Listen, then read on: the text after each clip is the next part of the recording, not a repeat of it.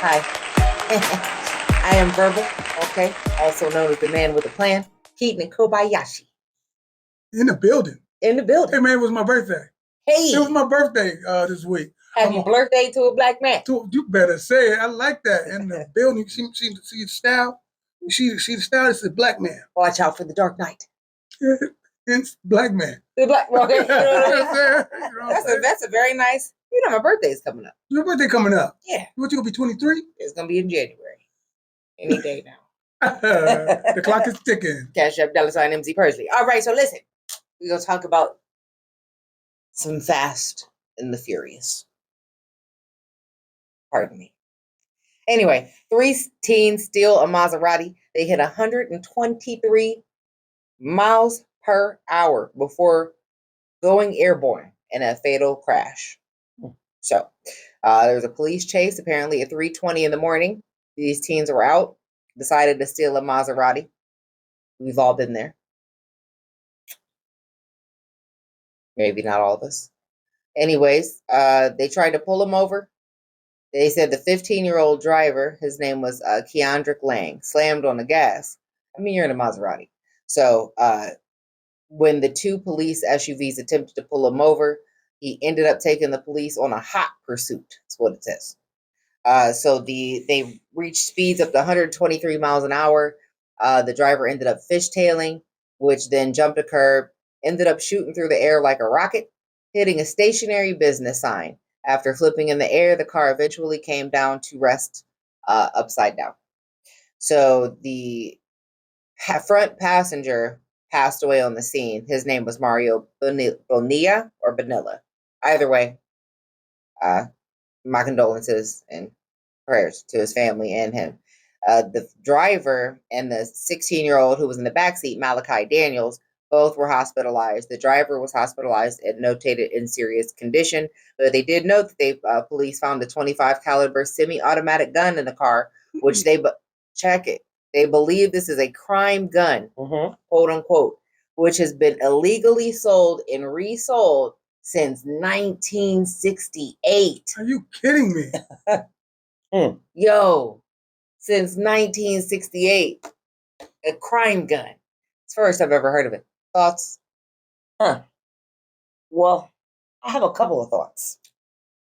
One, hopefully they had a curfew in this city for the teenagers. And if they didn't, their parents should have a curfew for their children at that age. 3:20 in the morning, you're out. And then you're still in cars. And then you have a gun that's been circulating back in the community Crime since 1968. It's troubling, very troubling. But I know this may sound kind of harsh or even funny, but at least I knew what type of car to steal. If you're gonna steal a car, it might as well be a Maserati. I'm just go hard or go home. I'm just saying. Man, you know what, man? You know, I got to give a shout out for a second, man, to the parents that got their hands on the pulse of what their children is doing. Now, I know it's kind of hard. I know for a fact it's kind of hard to govern your kids, especially when they're old enough to drive. 16 years old, you're old enough to drive. 15 years old, I'm assuming you temping. You got your temps. You know what I'm trying to say? And if parents should be a little more aggressive nowadays. I'm talking about a little more aggressive, like, damn it, what you doing? Where you going? What time? And curfews are real. Damn what the Europeans say that governs this nation daily. It should be a said curfew at home so daddy can get to that ass straight up and down. If I say, God damn it, be here at 10:30, and you say, boy, mook them, mook always get people in trouble, okay? Then, but mook them is out there allowed out to 12. Well, the mook I know is in jail, okay? Right. Don't follow mook, but a more important thing, don't be the young parent like you the homies. It's a thin line to be homies with your kids. Don't be the one on Facebook with your home daughter, okay? Like your home girl, your home. Don't be that. Don't be that dude trying to be the the cool dad that you're not the disciplinarian because they're not going to listen to you anyway. They're going to think you tripping when you flip on that mature, when you finally get into your mature daddy phase, they're going to think you tripping. So now we got this culture of us acting a complete ass. We are the examples of what these kids needs to be following. Damn Grand Theft Auto. Because I'm telling you, Purge, I saw that car. I saw the video. I was going to put it on the website, but it was too damn graphic because I knew kids was in this damn thing. They was flying 123 miles per hour, man, flying. They hit the damn, I thought it was a ramp. They soared in the air like that. Boom, boom, boom, boom, boom. I thought they always did. But you know, like I was saying earlier, it's always the one that ain't driving dying, and the one that's driving surviving, so he can have that guilt, man. So that's what I'm saying, man. Put the damn curfew in. Put some serious, severe discipline back in the household. Damn, what people are saying you shouldn't be disciplining your kids. There's a lot of different ways you can discipline your kids. Yes, it is. Than hitting them. Yes, you can do a lot of different ways and stuff like that. And there's a lot of different ways you can mentally get in touch with your kids so they won't have to go steal a damn Maserati. You know what I'm saying? That's a lot. Take what you. I mean, if they tip age. Take your kids out driving. I used to drive with my daughter. She used to push some Cadillacs. Okay, you know what I'm saying? So she thought she was broming, but she was. But you know, we had the era too where mom was asleep, and you know, brother and them used to steal. I mean, we did that. Maybe it was a bicycle. It wasn't Maserati. I know my brothers and them did. I mean, mom was asleep. They trying to go see their girls. They used to lift up the garage and put the car in neutral and roll it out. You know, I ain't never do nothing like that. But I'm just saying, I know that they did that. A lot of us done it. Yeah, a lot of us did it. So I get it. They stole this car though. The Maserati was stolen. They stole somebody else's car, but still, you still stealing the car if your parents ain't giving you the permission. But what I was thinking about is, I don't think they was really looking for a lot of, man, if you got access to a crime gun that has been sold and resold illegally longer than you've been alive 4 times over. Listen, I'm going to be honest. Decades. You talking decades. Right. If I was the police chief or the district attorney, things like that, I'm going to be honest, I would have kept that out the paper because that makes eyes look at us and our police department and crooked things that may be going on within our police department because that's the first thing. You're saying us. Are you speaking like you them? Yeah, I'm speaking like I'm make them. That clear. You confuse the hell out of me. No, that's what I said. I said if I was the district attorney, but that's what I started out saying. I would feel about I would have kept that part out of the media because I don't think they had a choice. It's possible that a gun could have been in the game like that forever. Because for the most part, in our experience, a lot of us don't have proper papers for pistols. Okay, but those days are over. You know what I'm trying to say? Anybody know about fellas allowed to have guns? Is that still a thing? No. Yeah, it's weapons under disability, man. It's like can't do it. See? Can't do it. All right. Hey, listen, man, I want to tell everybody, look, this is AkronHipHop.com, and we try to promote people in a positive image every day. Again, that's my mission. That's our mission, is to paint positive images of our people every day. If you're trying to promote your style and you're trying to show everybody how freshly dipped you are, please give us a call at area code 330-937-2632. That number again is area code 330-937-2632. Shaw, what you got? Well, what I got is if you're in our area on the gobble time of the year, you can come hang out with that turkey gym. It is the Thornton Junior High School, old school gym. It's been going on for a couple of years. It's a big thing around here. You can go to up on Vernon Odom. Two Live Music and get your tickets. Or if you have people already here in Akron, tell them to get your tickets. It's going down November the 26th. It is the place to be.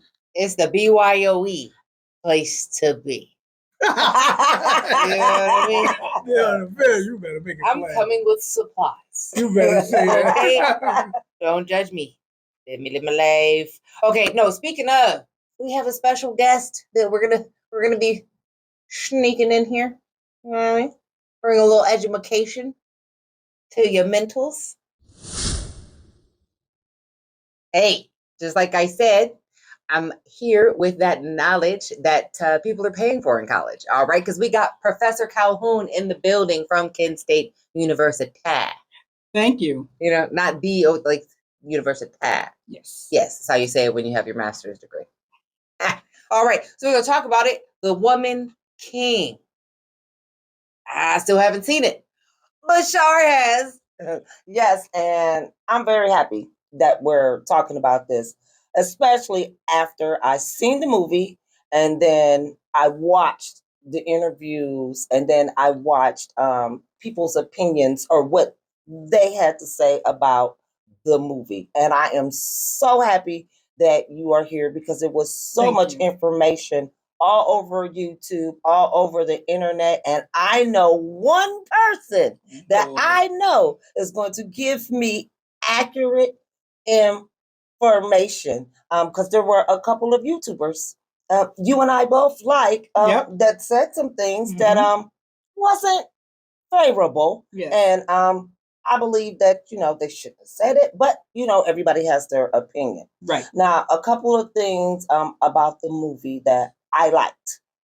I like that they used different actors and actresses from all over the diaspora.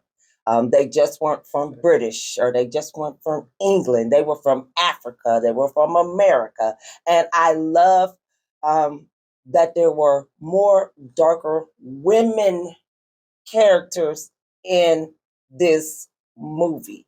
I love that. I also like that a lot of things that we talk about on different shows and some of the men talk about, we've even mentioned it. He had more than one wife because that's actually our culture and the way that they interact, and that I love that. I also like that they did not hide that they were a part of the slave trade, because a lot of people tried to put it as they played it down. Well, it's a movie. And not only was it a movie, they didn't take it out. They let it be known that the Mahomies, that they did participate. Dahomey, I said Mahomie. Dahomey did participate in that. So I appreciated that also. It was just a lot of things that I liked, and it was a lot of things that I was curious about because it was a movie. So I have a couple of questions Oh boy. that Yes. I wanted to ask you and encourage my girl.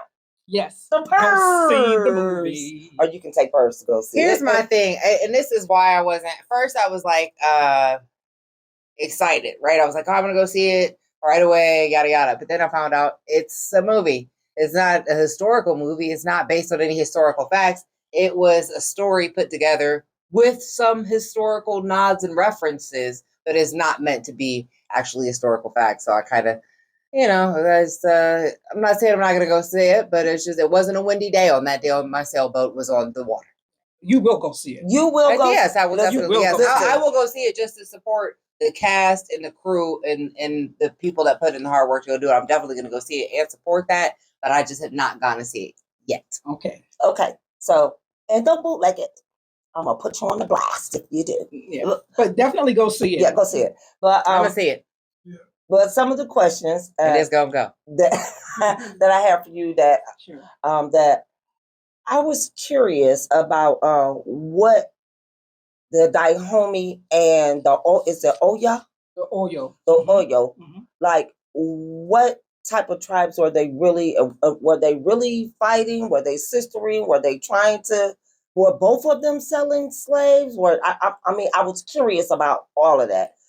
Can we get a little bit more in depth detail Sure. when it comes to that? Sure. And I'll say what I liked about the film, because I think for any of it, and we have to always have a grain of salt when we think of Hollywood or Nollywood or Bollywood or the hood or however way we say it, because it's a money-making enterprise. And it's all over the globe.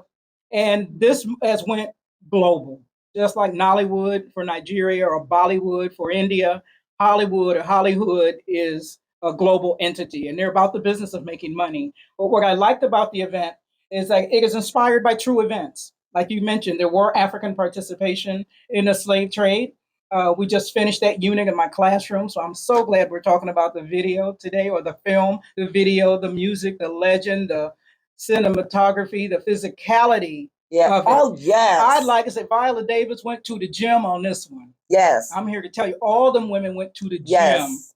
Just Yeah, I like for watched any those movie. interviews. I haven't seen them, but I watched And interviews. she's She was cut. killing it. That girl is cut right now because she's fresh off the set. But I like that the fact that because it's inspired by true events, the timeline may miss some dates, but the events are historical. Okay. Culturally, is rooted in African culture in terms of the set and layout. I follow Dr. James Smalls, who's a big person in the African-centered theoretical and academic community, and he's been to that village. Okay. And that set was exactly like what it was when he visited. Because it Okay. is open for visitors to kind of go and see. So he's been to Benin, a new name for Dahomey, since 1975, I do believe. Yeah, so he's seen there, been that, hung out with the elders, has a cultural title that kind of backs him up. So it's backed in our cultural history and tradition. I like the fact that it's Black artists telling our story. It's not the only story to be told. I think, if anything, for me, it pushed me back to the books.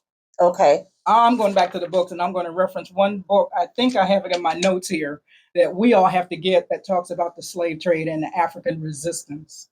Okay. And that, I think, has all to do with our interpretation of this thing of participation in the slave trade. Okay. And I'll mention that a bit later. I like the fact that it had women in active roles. We were not just props. I like that Viola Davis and her husband, Julius Tenen, was part of that Yes. production company that Yes. brought it to the stage. Yes. I know they had the hustle game for money, but that's with anything in Hollywood. Even Spike Lee got a hustle for money, and that's okay for me. But it's a psychological boost for women in leadership. Right. And it to me, it lended to our African tradition of the role of women in leadership from Hatshepsut forward, even to the current day, where there's, I think, a group of 7 female kings in Nigeria currently serving who are active leadership. So it's not aberrant of our culture to have women in a leadership role. In fact, the women dictate the male leadership. Okay. So Women, well, we get to Historically, that. we've Yeah. had matriarchal societies Okay, that so- have been successful. So so those you- are my quick little positives that I think I liked about it. Okay, so it was something that you said that was real interesting when you were saying that the women were in leadership roles. At the end of the movie, actually, when the king actually named her woman king, Mhm. Spoiler alert. spoiler alert, Spoiler alert. But- Ding, ding, ding. but the reason why I wanted to bring it up, because when I first told you what I liked about it, when he had the different wives, I've heard them say in history, and I just need to know if this is accurate, that the women warriors, they weren't allowed to have relationships with anyone else now that they were a part of the soldiers for the king. Is it because they were actually his wife? Even though you know they weren't allowed to be with anyone else. Is that, were they considered his wives now? They played that role. And when you think about the question of leadership, that's one of the things I think they reinforced, that when you are part of this army, this part of this female, the Agoji, the folks who are going to defend this kingdom, you married to the process. Okay. See, You're I thought married they to- had on the Gaddafi type thing where he had all like the virgin. But even, I mean, not so much a Warriors. harem or concubines. I think that's the wrong direction. Well, no, I wouldn't. No, his army was. He had. You know what I'm talking about? Yeah, then he had the virgin army, but they weren't like nobody. They had to be virgins before they could be in this army, and they could not have relations with any man in order to stay in. It was Well, like once they came into elite force. once they came into the compound, you married to this. Right. You may have been married before, because remember, one character, spoiler alert, she was attempting to be passed off because her father thought she was hard-headed. Right. But he said, no, you need to do something with her. And they said, okay, we got a job for her to do. So when she accepted that responsibility and came into that context, she was married to the process. And there's such a thing, I think, as a what do I want, a ceremonial. Now, obviously, I think because you're part of a kingdom, if that day come to what we want you in the bed tonight, that may have happened, and I'm sure that did, because we know Africa has that as part of its backstory. But the issue was being married to the process, to me, and defending this kingdom against outside forces. That I think is just as important, if not more important. So that didn't bother me too much. That didn't bother me at all. The other thing that I was disappointed on is the male that they had, I guess, in with next to the king. It portrayed him as being homosexual, or that was the type of behavior also that went on in the kingdom. I kind of didn't understand it, nor did I like it, how it, portrayed who our people are and what we were learning. Because to me, even if it wasn't all facts, it's still history that I didn't get. It's opportunity for me to see some culture that I didn't get. So I was kind of disappointed in that. So was it behavior or like that, or is it a particular role? So those of us who's looking at it that way is not looking at it like, wow. You mean like, for instance, like in Roman history, it was very common for men to be openly sexual, right? Homosexual. I mean, they would take male lovers and be in bathhouses together, and it was very commonplace to see two men together. So was that the case in Africa during that time? Was it commonplace for a king to have a homosexual servant? So that does exist in our culture, but it wasn't denigrated. It gets its denigration when Europeans come in and say, well, you're going that other place or having this two spirit. And it's not so much a dialectic or a binary male female. It's more wider than that. Okay. All right. So it just. But I would want to go back and mention, because you mentioned the beef between the Oyo and Right. the Dahomey. Yes. They're both part of the Yoruba culture. Okay. So and they had a split. Remember, Yoruba had one kingdom, but remember there were sons within, and they split off. I think 4 or 5 sons who went 4 or 5 different directions within the kingdom to set up their own spot. And you eventually have, I would say, contradiction that are not antagonistic. We might have differences over culturally how to practice and worship this deity versus that. So the differences on styles and practice, not antagonistic confrontation. Okay. So they were one, they split, and because of either circumstance, whether it is environment, whether it is trying to make a living in terms of the environment, maybe become arid, and one has to find another way of making a living, that there were differences in how one operates, political differences, cultural differences, that were the basis of the differences. Because if I remember from the film, the Oyo were the horsemen who had horse technology, yes, and used it as a way to dominate, because the Dahomey paid service to, that is tribute, I think that might be a better word, to the Oyo. Oh, they're coming for their tribute. We got to have it, because I think there's a scene where they have a whole setup of, this is what we're going to give you for this period of time, and they were looking at it kind of salty, like the mafia, like, you want the protection. We protected you before. You've given us stuff before, stuff that we don't maybe produce. Because if you're horse culture, you're nomadic. Okay. And maybe you're not agriculturally based, because the Dahomey seemed to be agriculturally based. They had palm oil, they had goods, they had some manufacturing. So they had an things actual that they were village producing. set up. So if you're a village, you're sedentary. If you're a horseman, you're more nomadic. You might have a home base, but you're still nomadic. Mobile. Okay. Moving. Yeah. Okay. Moving on the sand, so to speak. So, and I think they just came to chafe at that relationship. Okay. Now, so give us some of the. Because somebody's gonna somebody not gonna understand. Well, how come we got to keep giving them something? What are they gonna give us? And that's what some of just the discussion. You can ride a horse. That's what some of the discussion was. How long we got to pay these chumps tribute? Because I think we're kind of tired of it. We're gonna beef them up. They come to expect a certain quantity, and when it's not at the quantity, they had some issue with the Dahomey over y'all short on your payment this month. And it wasn't monthly; it was a cyclical, regular kind of payment tribute process. Probably to go with like the harvest. Huh? Probably go with the harvest. Yeah, I mean the harvest had all to do with what the tribute was going to be. Right. Because it might be goods, it might be agriculture, and certainly it was palm oil, which was a commodity back at the time, as well as some of the artistic things that we know that Africans, it's full of our museums and libraries of what our artistic expertise was. So give us some facts about the movie and give us some things that were fiction. Well, I think it was factual in the participation of the Dahomey in the slave trade. The Dahomey were part of the Ashanti, the Fanti, the Oyo, and I'm leaving one out. I want to say Fon, Fon, as groups who were coastal. And that's what pushing me back to the books helped me understand that the European intrusion into Africa in terms of the slave trade is at the coast. Okay. And it happens through gun and cannon technology.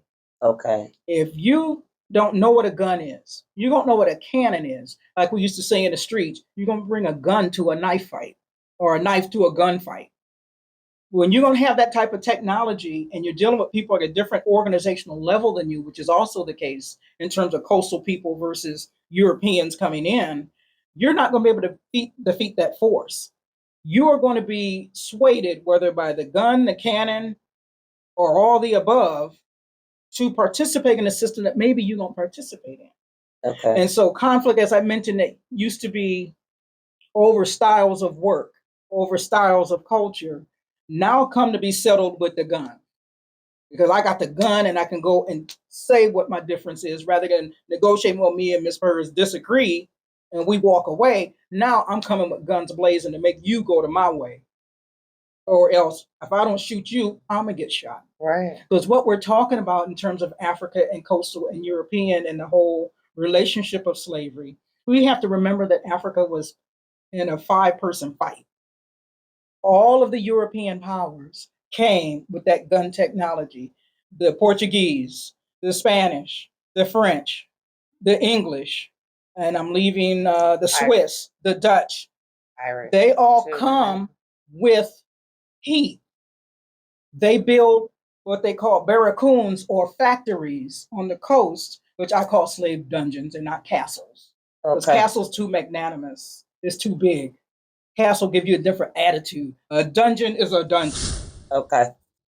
So I am super enjoying this conversation, and now I'm like, I might not bootleg it. You know what I mean? So like, I might actually have to go into the theater and get a little popcorn. Maybe I'll bring in a snack. No, that's not. Don't buy the snack. Okay, get your candy in. Yeah. But I see this notes here, and I'm nosy naturally. Yep. Why don't you hit us with some of that good old information? Well, what I want to say is, and I think that, like I say, Africans have acknowledged their role in the slave trade. But what I tell my students, and what I have to remind myself in my book, re-review reminded me of the 4% that participated, has nothing to do with the 96% who fought and kicked butt, whether by sabotage, setting traps, playing the Dutch against the French to get what they wanted to live for the next day, whether it is espionage in terms of spying on an enemy for purposes of coming back and fighting them. Most of us fought back. That's a major takeaway to know, because that's a number that I never knew. Yeah, that's the first time I'm hearing 96. that today. It's like, wow, it was really only 4% that actually participated. They would have you to believe that 100% of the people that's still there, like all of their ancestors helped participate in the slave trade, and it's not that. You're talking about a drop in a bucket. Absolutely, because what we have to also remember in terms of even the differences between African form of servitude. What the Europeans said, well, Africa had a slave trade and we just piggybacking on their stuff. No, our system was fundamentally different. Chattel slavery was something the world has never seen. Never. Our cultural practice and history and tradition kept that humanity and that moral compass within the community, regardless whether it was African servitude, that I serve in your hood, or your people do a crime against me and serve in my hood. It was a process of where it's a relearning opportunity for me to learn why I need to be acknowledging of Ms. Shar's community, why I need to serve in her community. I had humanity, I had rights, I had obligations. You had roles and rules you had to play by as someone managing my labor. You couldn't beat me unmercifully. You could not starve me. You could not deny me of life. And more importantly, it affected the individual, not my family. Okay. Not my son, not my husband, not my daughter, not my brothers and sisters. I'm the one that's the prisoner of war, or I'm the one that committed the crime. So I have to come and do penance and service to you and your people until I learn what I need to learn, and then I can either live with your people or go back. Chattel slavery, we know we didn't have that. It affected the entire community, and it was forever until you died. And it was not local, but rather we're going to ship you 6 weeks across the water to be somewhere else, divorced from your homeland forever. Most Africans that left the continent did not return. Very few examples. St. Q is one that I think of off the top, that he was able to, and his men were able to, through a Supreme Court decision, go back to the Gambia. But by that time, civilization was destroyed. Um, Communities were torn up. The landscape was totally different as a result of the destruction of the slave trade.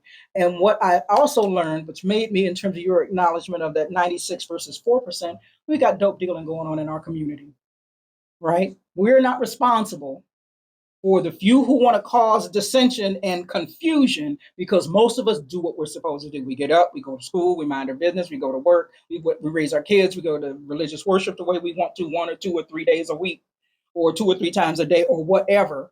Most of us are doing what we're supposed to do. It's that aberrant 10% that's doing the confusion, that folks get twisted. Oh, everybody must sell drugs in the community. No, we don't. The same with the slave trade. So again, the books that are out there on resistance, and that 96% is who I'm interested in. I want to know what that 96% did and participated. The 4%, yeah, I know they've all built shrines. They have stuff on the coast, acknowledging their role and all of that. And that's good that they do that. But we can't denigrate the whole whole percentage of the African community for that. And that's Because we were not orchestrating, we didn't build the boats, we didn't manage the system, we did not manage the money, we didn't transship and send folks to the sugar islands. That is anything from south of Florida all the way down to the north of South America, or sugar islands. We didn't orchestrate none of that. We were victims as a result of it. And like we've always said, the only difference between us in the 13 colonies and the boys and girls on the island is that the boat stopped there first before it ended up in the 13 colonies. So we can orchestrate none of that. So the few who participated, that 4%, acknowledge your crime, do the penance, make it better, push for education, but you can't denigrate the whole community for it.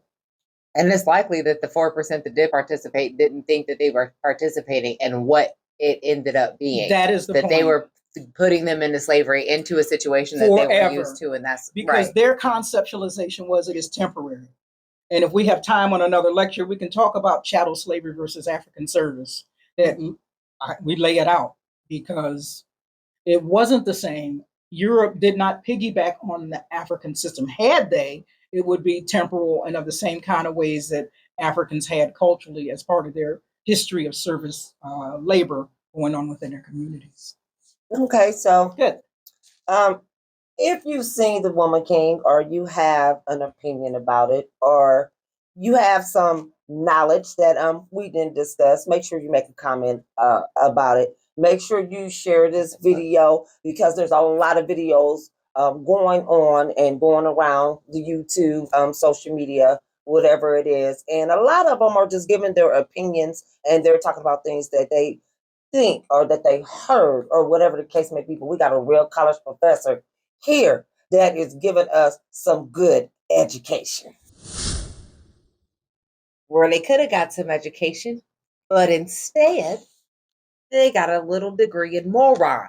You got a moron degree. They got a moron degree. So you just look at over here. We got a little moron. So Cali football players, their season is over. Where are they going? Nowhere. After a mock slave auction video. Okay? In Yuba City, California, several varsity football players at River Valley High School are out for the rest of the season after a video of them acting out a slave auction surfaced. Because now there aren't enough players, the varsity team will also forfeit the rest of their season. Congratulations. You've played yourself. And I think, listen, let me tell it, I don't know about next year. Y'all might need a little bit more of a timeout, sit down, think about what you did with yourself. Did you see the video? Did you? Yeah, I seen the daggone video. How did that make you feel when you saw that? I was angered and furious and like incensed, because I'm like, bruh, they was, first of all, they was way too hype, and I couldn't get. Who, the Europeans? Yeah, man. Yes. It was, and all of them weren't Europeans. Let's be honest. I seen a couple other ethnicities. Yes. Ethnicities. Yes. Okay. Jag on it for the experience. Excuse the spit, but nonetheless, they was in there acting. They was hooting and hollering, looking like a bunch of baboons on Banana Tuesday. You know what made me, what kind of messed me up? was the brothers being hazed? They was just standing there They looking stood with at their him heads like, down. bruh. They was just standing there like they had to do that. Look, They with their hands down. and they had their hands crossed like this Yeah, in front of one them. guy had a noose on his neck or something like that. No, I ain't see the news, man. Yeah, I had yeah, to turn it off because then, listen, I don't like it. You can't take it back. It's done. I just would like to know mentally. I know, hey, but just the brothers that was there, like what were the series of events that led to your agreeance? So the question. Well, if you fully read the article, which I had to read it like 2 or 3 times to kind of make it grasp what was really going on, and they were saying that, like, was it a skit or, a prank? And I'm thinking to myself, but how would you even agree to do a prank like this? Just like they went on that field trip and they had them picking cotton. Bruh, it's just certain situations God doesn't put me in. Okay? Because it's outside the realm of my abilities to maintain civility. Come on now. I mean, and then I had to watch the video 2 or 3 times. Like, am I singing what I'm singing? Are these guys doing it against their will? Are they making them do this? Are they bullying them? I had so many thoughts. I'm gonna have to go on the record and say they were being bullied. I mean, you can't sit there. There might have been freshmen, and the other kids might have been seniors or something. And that's Maybe, why I kept watching. Know, I'm like, I need to know what happened. I need answers. That's what made me keep watching. What you just said, I'm like, are they being bullied? That's what was going. I'm like, cause how could you sit there, and just willingly? I mean, not even. I didn't see no emotion. I didn't see anything. So that's what my opinion. That's what I was thinking. They must have been being bullied. They like you said, they must have been freshmen or just right. now on this. It was not a good sight to see. I just want to point this out in the article. It says the California Interscholastic Federation, which oversees high school sports, told KCRA3 it supported the decision by River Valley administrators to and the district to promptly address the students' misconduct, and they were quoted as saying discrimination in any form or any acts that are disrespectful or demeaning are unacceptable and are not consistent with the principles of the CIF. But to note, this comes after another high school football team in the region had games canceled over off-field behavior. Amador High School's team is out for the rest of the season following what the district called an inappropriate group chat thread. This is not an isolated incident. Wow. There's obviously a air of comfortability that has been going around. Mm-hmm. And this isn't just an isolated incident. It's not funny. Definitely it's bullying, but it's not the only incident. And it's not the only incident recently in that area. So I've got to question what's going on out there. What y'all doing? So, yeah, man, I have some questions about it. I don't like where it's going. But if you don't like and subscribe, we might be gone.